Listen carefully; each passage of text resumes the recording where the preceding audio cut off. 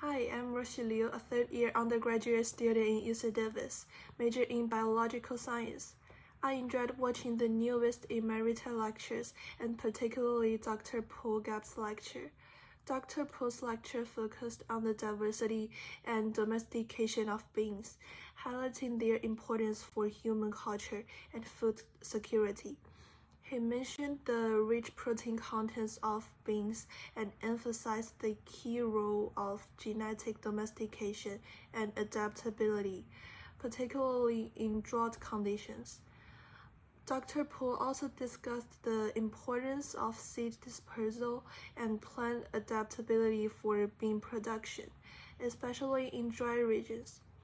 Overall, he emphasized the need for biodiversity conservation and sustainable agriculture development. Thank you, Dr. Poole, and thanks to all the doctors who have given us lectures.